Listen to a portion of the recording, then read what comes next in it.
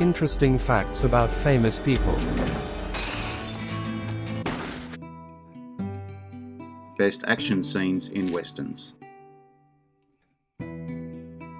Following a theme I have already made a video on, westerns and action definitely go together, just like cowboys and cows. It's hard to think of a John Wayne, Clint Eastwood, or almost all A-lister western lead actors westerns that didn't at some point set the screen on fire with gunfire, explosions, or some impressive action sequence. Let's have some fun today and revisit some of the best. If you enjoy this video, hit the notification button to get my new videos. If you want to check out my many other videos, head over to my channel. The link is in the description. Please take a moment to like and subscribe to the channel as well. I appreciate it. Let's get started.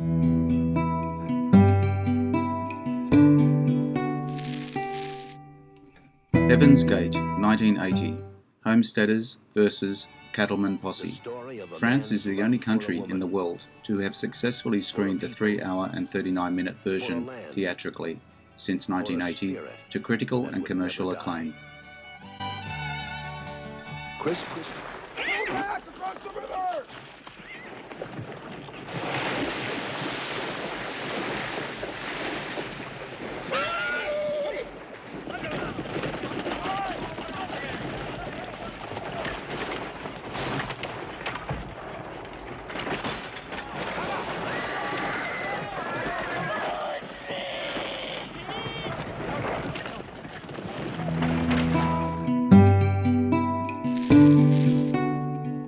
Pale Rider, 1985. The preacher stalks the marshal and his men.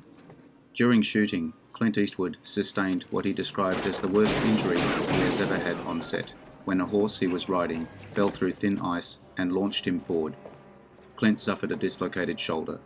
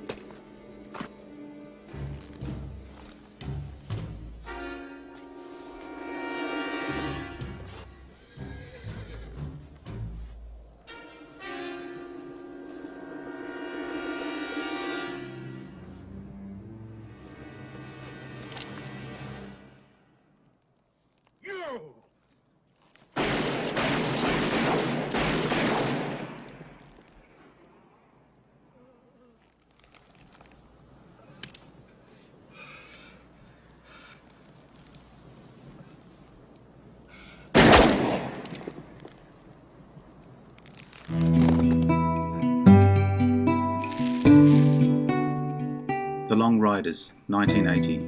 Saloon knife fight over a prostitute. The film stars 4 sets of actual brothers: the Carradines, the Keachers, the Quaids, and the Guests.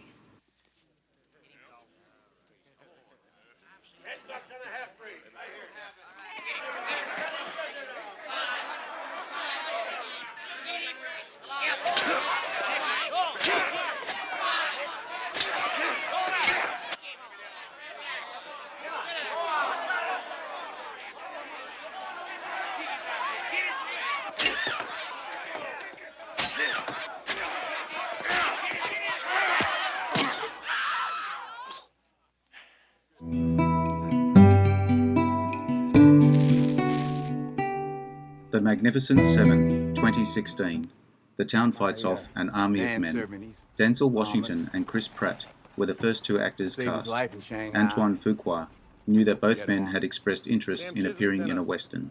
Getting Washington was easy, but Fuqua initially was unsure in which role Pratt would fit. On the second phone call between Fuqua and Pratt, the latter started to sing "O Shenandoah," which Fuqua immediately declared that Pratt is Steve McQueen. How the West Was Won, 1962. The Buffalo Stampede. Features more than 1,200 extras, including 7 Indian tribes. Gary Cooper had been offered the role of Linus Rawlings, but died before filming began. James Stewart then accepted the part. 3:10 to Yuma, 2007. Wade's men ambush a Gatling-equipped Pinkerton coach. The short story upon which the film is based was published in a dime western magazine in 1953. The action begins in the hotel room with the deputy sheriff guarding a 21-year-old robber.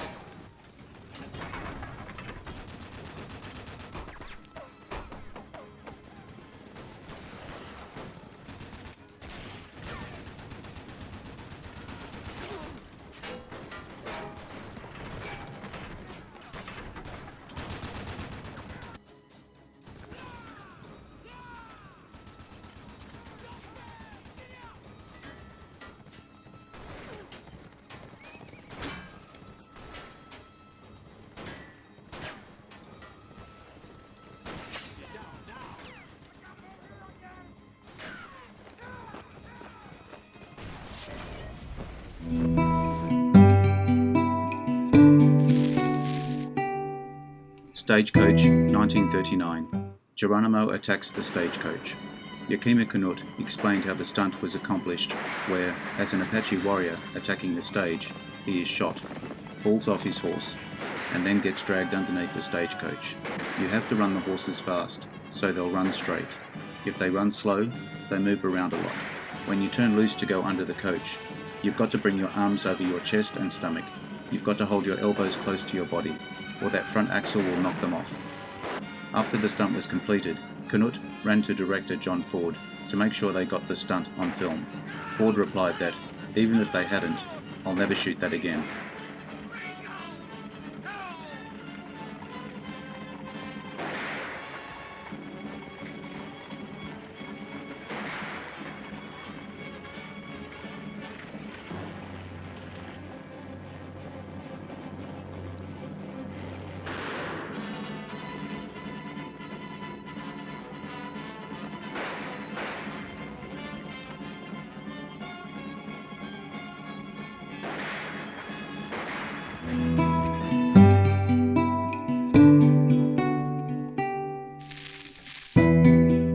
The Revenant, 2015.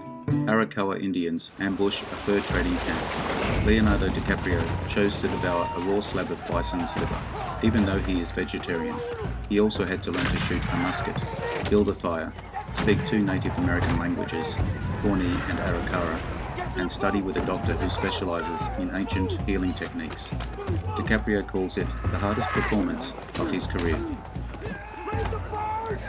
Leave the forge for the forge!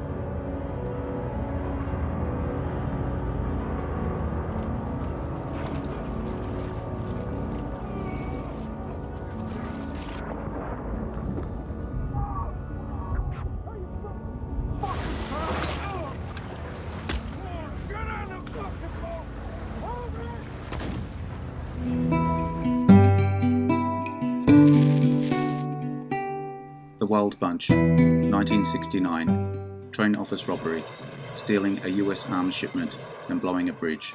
The train robbery itself was not in the script. All scenes were improvised on the spot. The same day, same thing with the walk for the bunch to help Angel. Gunfire sound effects changed for this film. Before, all gunshots in Warner Brother movies sounded identical, regardless of the type of weapon being fired. Peckinpah insisted on each different type of firearm having its own specific sound effect when fired.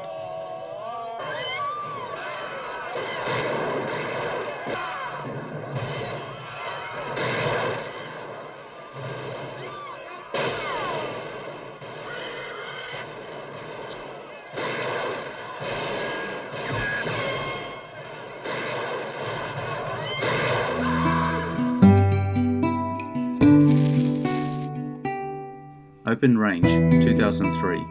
Harmonville Shootout. Robert Duvall got bucked off a horse and broke 6 ribs while practicing his riding for this role. Duvall was the only actor that Kevin Costner had in mind for the role of Boss Spearman. He said if Duvall had turned down the part, he may not have made the movie at all. And I enjoyed it.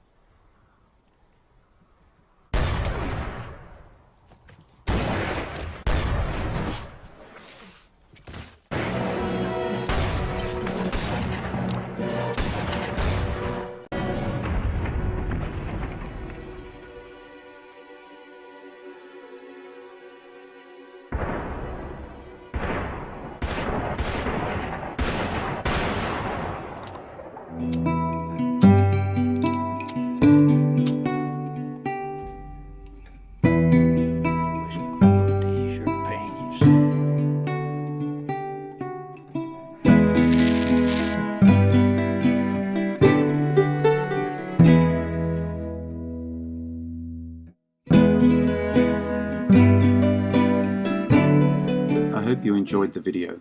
Let me know what you think in the comments. I appreciate your likes and subscribers. Hit the notification button to get my new videos. Take a look at my channel and check out my Facebook page. The links are in the description. I am Wrangler. Bye for now. See you again soon.